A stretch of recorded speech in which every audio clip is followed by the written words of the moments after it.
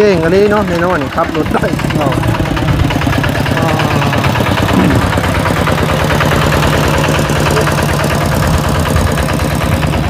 ่ยก็มัดใหญ่ดีน้องตาเป็นมัดปักใหญ่เมืองเนี่ยน้องพี่น้องบรรยากาศเย็นตอนแรงๆเนาะตอนที่ประพรถ่ายทำในขณะนี้นะ5 โมงกว่าสิเข้า6 โมงเลยน้องพี่น้องเมืองเนี่ยเคี้ยวกะจีโมเมนต์ชุบเพิ่นแล้วกันเบิ้ลแล้วว่าพอลุงหาแล้วเลยไหวดีใจนะเพิ่นหลายๆซึ่งประพรเห็นเช้าให้ชนะแล้วนี่ดีใจแทนเพิ่นได้เพราะว่าเห็นเพิ่นเมื่อยมามากพอเลยเด้การเฮ็ดนาทุกคนก็น่าจะฮู้ถ้าผู้ใดเคยเฮ็ดนาว่ามันลำบากสำใดเนาะเห็นเพิ่นแล้วสิก็ดีใจนะชุเพิ่นดีใจนะชุเพิ่นทางนั้นยังบ่แล้วเนาะเห็นดำๆกำลังแหละแต่นะยังอันเจ้าว่าสิขอกาดนี่หาเรือบ่กาเพิ่นหรือว่าบ่ได้เรือเจ้าคอลกนี่บ่ผู้ทางนั้นยังดำอยู่นะพี่น้องสู้ๆเป็นกำลังใจให้ชาวนาพอจะได้กินข้าวเนาะเมื่อวานธรรมดาได้กาข้าวน้ำเบากระดับนี่ก็ใกล้สิแล้วคือกันแหละเจ้าก็ใกล้สิแล้วแหละพี่มืดกานี่มืดกาแต่ให้นี่ปุ๊ขยายไปเรื่อยๆแล้วไปหาคอเขาแล้วยัง4-5ให้นี่ก็พอดีก็เขาก็แล้วก็เรือนี่กาเขาอันนั้นลุงนั่นก็เรือพร้อมกันแล้วคักมีกาคนเรืออยู่เนาะใครแต่น่าจะบ่ลายเนาะขับหน้าลายๆนะโอ้ยากแต่ก่อนบ่พรเฮ็ดนากับพ่อแม่ก็โอ้ยบ่อยากจะเว้านา4 เฮกตาร์เป็นไหนาเฮ็ดตื่นตั้งแต่5 โมงลุกไปดำตื่นมาแล้วก็บ่ได้ช่วยหน้าลงไปดำ8-9 โมงขึ้นมากินข้าวลงต่อไทยคว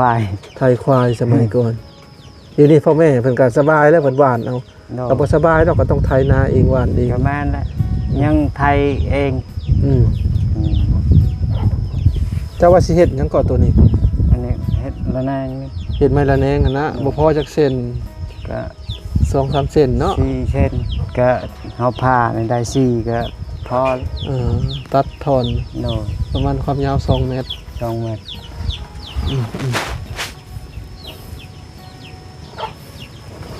หากลงไปมุงอันนั้นก็สิใส่ละแนงตัวนี้ใส่ปลาลมอีกใส่ผ้าแทบเมื่อวานนี่ได้ข่าวดีเขามาบอกได้อย่างได้ตีนรถนี่ได้ครบเพิ่นบ่บัดนี้คือมีอย่างสำรองบ่อันนี้มันตีนตอนนั้นบ่อยากดีแล้วเขาอันนั้นแถมให้ไปเบิ่งซื้อครบเบิดชุดแล้วว่าเดี๋ยวนี้ดีใจแล้วได้อันนี้เลยครบอันนี้มือหนึ่งเนาะนี่มือ2รวมทั้งเบิดเท่าใด 8,000 กว่าบาทบ่ก็เขาว่าอันนั้น6 ล้าน 7 ล้านคือว่า8 ล้าน6 ล้านเนาะประมาณนั้นแหละ 8,000 กว่าบาทกันราคาประมาณกันนี่บ่อยากดีตัวนี้เป็นมือ2นั่นก็เอาตัวนี้เขาแทบมาตัวนี้ดีล่ะพอสั่งมันก็ยังบ่ได้ใช้งานแล้ววะดีโอเคเลยเนาะเพิ่นก็สิมีชุดแล่นบัดคักยังใช้ได้ดีอยู่รถเฮาบ่แล่นไวนะเป็นรถแบบแล่นให้ในนานี่ถ้ายางบ่แตกบ่ซึมบ่ร้าวมันยังก็ใช้ได้อันนี้14ยัง14ตีนนี่ตัวนี้หน่อยมีครอบใหญ่นี่เป็นบ่เขางัดใส่กันได้มั้งบ่ได้หรอกขาดหรอกแหละ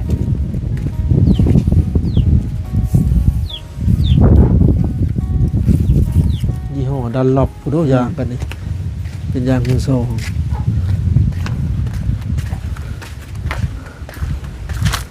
มื้อใดสิเฮ็ดเฮือนมันบัดนี้ก็จักไม้ตัวใดเขาสิให้อยู่หน้าพอไม้อยู่โดย ยังคอไม้อยู่เนาะ โดยไม่ชาติแล้วว่าสิเอาเห็ดผักชีมัน ไม่ชาตินั่นแหละก็เพิ่นต้นตัวนี้ไปบักแล้วกว่านั้นแหละ ก็บ่คิดบ่พันว่า สิได้ เฮือนหรืออีแตนเนาะ ก็ได้เฮือนอยู่อีกก็สิคอนำพอเฒ่าอยู่นาพุ่น ตักต้นหนึ่งเนาะ โดย ได้อยู่ดอกเห็ดคัดซีมัน โดย แคทซีคัดซีส่วนรายนิยมเอาไม้ซาดทั้งบ้านมาพอก็คือกันเนาะมันยืดหยุ่นมันเหนียวดีแถวนี้ก็เขานิยมไม้เข่งเขาใส่งานหนักแบบนั้นทานเป็นรอยเขาใส่ลายอันนี้หลุด โดยบ่พรมาอยู่แรกๆบ่พรก็ยังงงป๊อด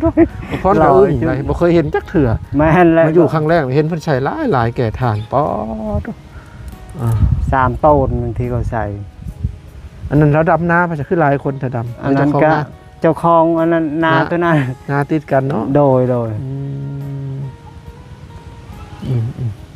ก็ใกล้สิแล้วคือกันแหละนี่อันนี้ให้ตัวนี้ตัวนั้นก็แล้ว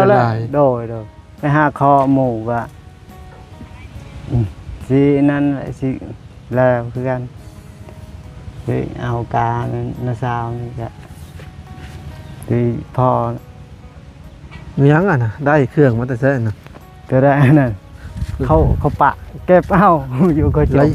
เลเยอร์บดวางสายไฟเก่าบ่โดยจะเขาเอิ้นว่ายังอันนี้อันคีบหม้อแบ่งบ่โดบนมันตัดไผ่อยู่บ่ไผ่ถิ่มพวกไฟฟ้านั่นแหละมันช็อตมัน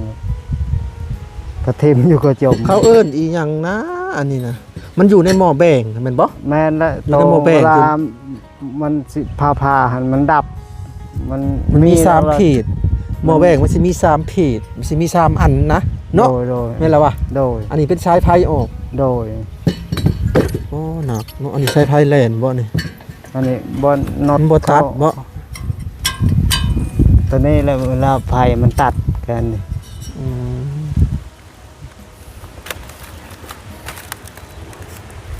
เพิ่นก็เก็บมาเนาะโดยเขาถิ่มจังอันน่ะอันเดียวนี่ว่าโดยก็ยังได้เก็บเอาเก็บมาเบิ่งบ่โดยได้ชิ้นแรกแล้วเนาะโดยยังจังให้ยังให้ตัวนั้นตัวนี้กับให้เทิงน้อยหันซองให้อีก 2-3 มื้อแล้วเนาะโดยกับตัวนี้สีดำเหมือนกันตัวนี้แต่แถวนี้เนี่ยเพิ่นเฮ็ดมัดก้าใหญ่ๆพรก็แปลกตาอยู่พุ่นน้อยน้อยนึงกะพฤติกรรมนึงบ่แล้วกับประมาณสำคาโต้ยนี่อันนี้บักใหญ่ปอดก็ไม่อันนั้นเขาเฮ็ดอุ้มได้เขาอุ้มดำสุดลายอุ้มแล้วก็ดำไปดำบ่ได้อุ้มมีแต่ปะเฮาจับเฮาเป็นกรรมพรกับเอาเลยเขาบ่เคยดำแบบนั้นมัดใหญ่อันนี้มาขวาแล้วก็กำสกัดไปดำมันเบิดแล้วก็เวียนมาเอาโดยก็บ่ได้แกะออกบ่อันนั้นตอกบ่ได้แก้แล้วอยู่พุ่นน่ะถอดออกแบบเฮาจับมากำนึงเฮาก็เฮ็ดอุ้มว่าซั่นน่ะกำคือกำตัวนี้คือกันเนาะก็แบ่งเอาเนาะเป็นกำก็ทอดแล้วเจ้าก็เคยแล้วว่าดำมันก็บ่เคยเลยสิลองเบิ่งแบบนั้นพอดีมัดนึงนี่น่าจะได้ลายเติมเพิ่งได้มัดนึงครับบ่ได้เที่ยวแล้วก้ามาอันนี้เที่ยวไปเที่ยวมาจนสักลุ่มป้าคนสิท้าชิดให้เบิ่งทางบ้านดำมันเป็นแบบนี้มัดก้าบ่ได้ใหญ่โดยอันนี้ยังน้อยอันนี้ยังน้อยก็ยังเห็นหน้าคนอื่นนะไงแล้วเขาอุ้มเขาตัดก่อนเนาะเขาแบ่งเอาแบบนี้สั่นแหละนี่แล้วก็ทอดดำจักได้คือกันเป็นนั่นแหละน่าจะได้คือกันได้แล้วแบบนี้ก็ง่ายอยู่แล้วก็ทอดมันก็เลิ่งไปมันก็รวมไปมันก็สบายแต่ว่าเจ้าถือผ้าต้องไปตัดอยู่ว่าเวลาไปดำตัดเห็นป่ะอันนี้แหละตัดเทปบางคนผัดบริถือหดผ้าลงบัดชีดำแล้วเด็ดเอาธุรกรรมพอเคยตัดนี่เคยตัดไว้เนาะโดยจะง่ายตัดทีเดียวเด้ยังลายมัดยุ่สะกล้าที่ไปคอว่าละวะนี่โดย ก็งามอยู่กานี่ก็ งามอยู่ น่าจะ โอเคแล้ว แล้วให้หนึงตัวนี้อีกก็มื้ออื่นก็พูดกาตัวนั้นก็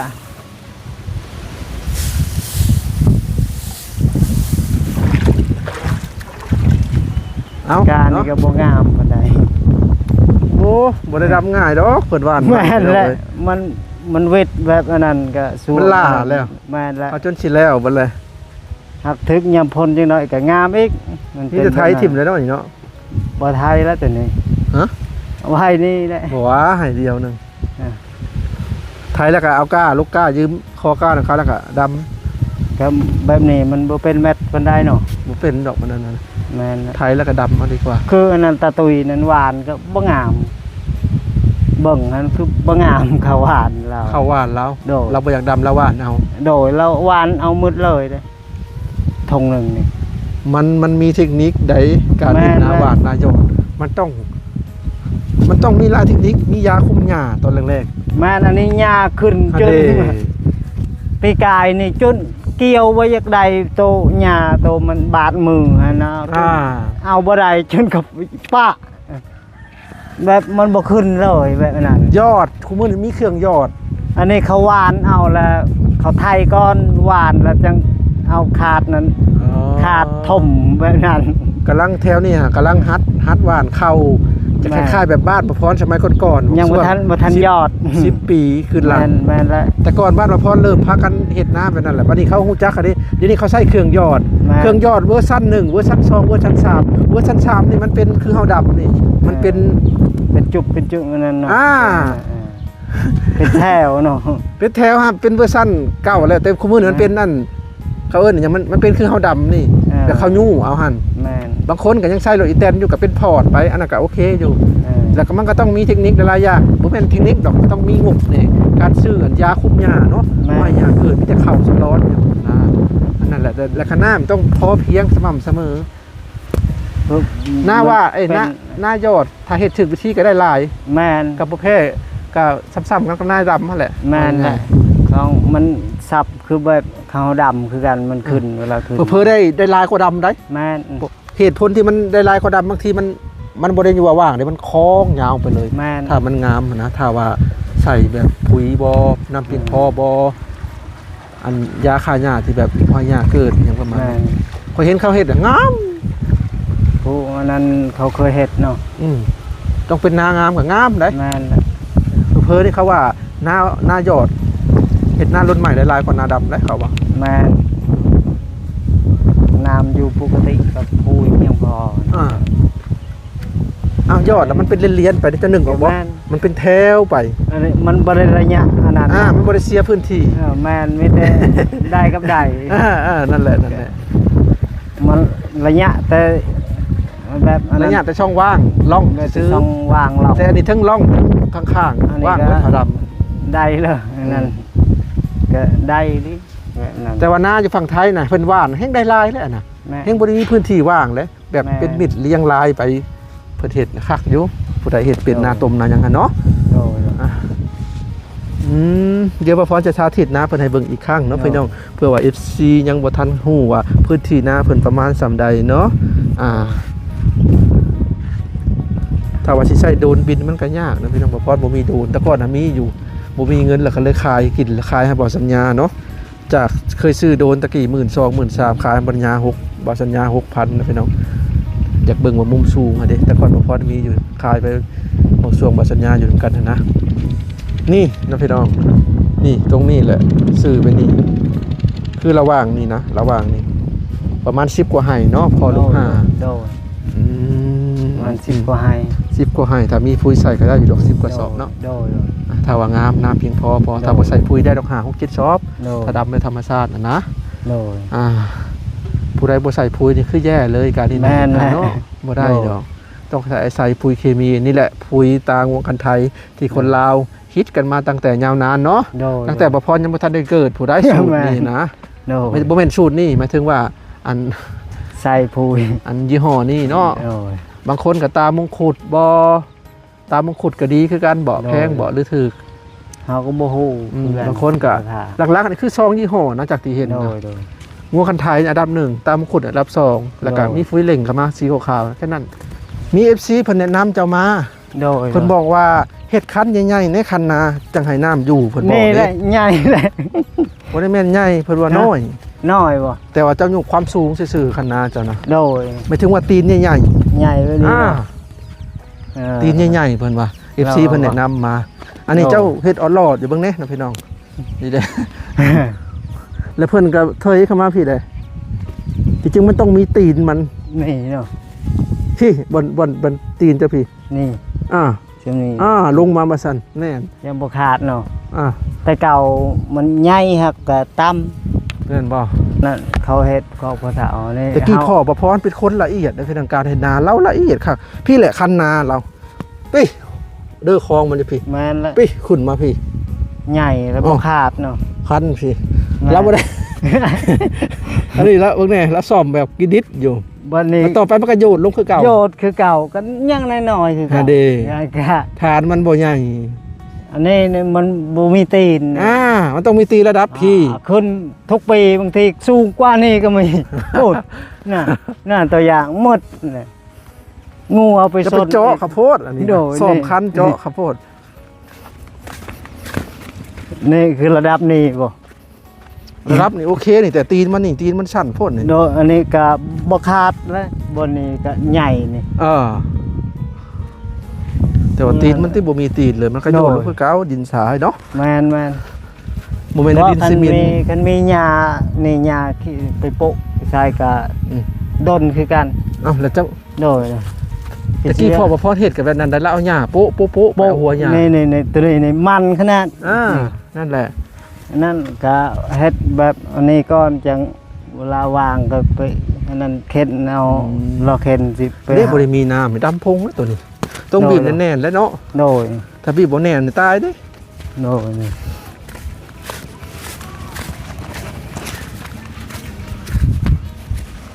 นี่ว่าสิเฮ็ดคันนี่อีกสิคันอีกบ่เพียงคือใหญ่ๆซำนี้น้ำมันมาที่พี่หลายจะขาดจะนี่สิเฮ็ดคลองน้ำอีกให้มันออกนอกอีกบ่ไหวเลยทุกปีนั้นขาดเวลานั้นเข้าเสียหายโอ้เพิ่นสิเฮ็ดคันนี่เฮ็ดเป็นช่องให้นาเนาะบ่ให้ใหญ่น้ำบ่เพียงพอที่น้ำจะเต็มเลยอยู่พุ่นคันจะขาดเลยบ่ฮอดพี่นี่ซำนี้อยู่พุ่นนั่นแหละมันขาดละขาดเลยปุ๊บนี่แหละตอนเจ้าขาดได้สาเจ้าขาดเจ้าได้ลากขี้ดินไปทมวดลุบอยู่บ่เรือมันขาดบ่ได้เลยขาดบ่ได้บ่มีน้ำแบบนี้เลยนั่นแหละหลักอันนี้เริ่มเพียงแล้วคอยอันนั้นปรับตะกี้มันบ่เพียงคือพูดคือแบบนั้นอันนี้เริ่มเพียงแล้วเนาะโดยเริ่มสิปกติแล้วแต่ละไห้นี่พูดคอยปรับทุกปีบางทีคอยขุดแล้วค่อยสุกปั๊บรถไถปั๊บได้ลายบ่สับบ่ควายเพราะว่าควายได้ลายกว่าควายนี่เป็นอ้นต้นนะบ่พรเห็นพ่อบ่พรคาดนะ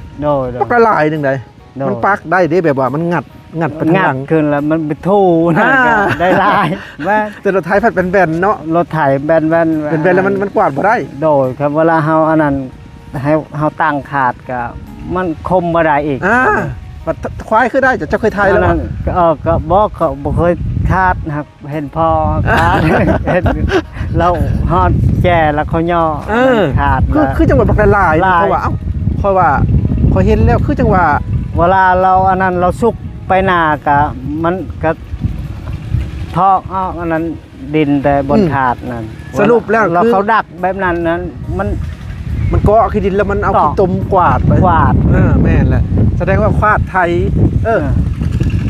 คาดควายน่ะมันจะเพาะเอาขี้ดินไปถมลายกว่าคาดหรือจะเนาะแม่นละจากที่เขาก็เห็นนะไปลายควายจนมุกตรงตรงนั้นแม่นนั่นกล้าแม่น่ะกล้าบัวลมออกเลยครับพี่น้องพรคิดว่าน่าจะเบิดแล้วล่ะพายุนะแต่ยังอีกบ่ฮู้ว่าจักมือจักยามจักสิตกอีกเนาะ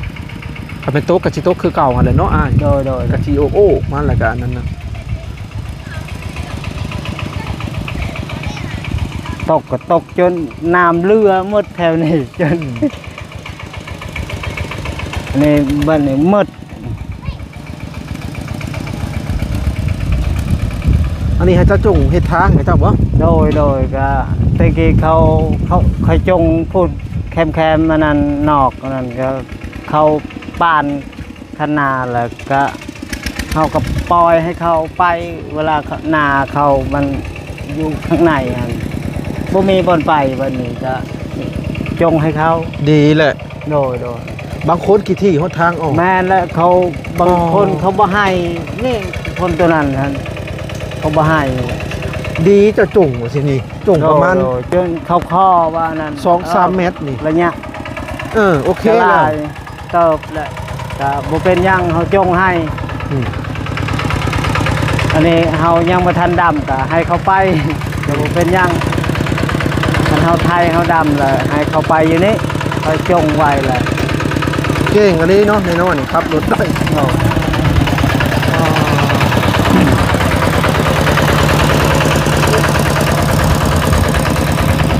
เนี่ยก็มัดใหญ่ดีน้องตาเป็นมัดปักใหญ่พอเฮาก็เคยเห็นก้ามันใหญ่ แม่น เขาเห็นแต่ข้าวมันใหญ่ข้าวเปลือกข้าวที่เขาเกี่ยว สามารถ แสดงว่า แกทานครับแกทานได้น้อยๆนี่ได้ เนิ่นบ่ เป็น7-80มันขับได้เฮายังบ่ได้ มันเคยขับ แต่ หนัก ก็ครับได้ก็จริงแต่ว่ามันก็บ่อยาก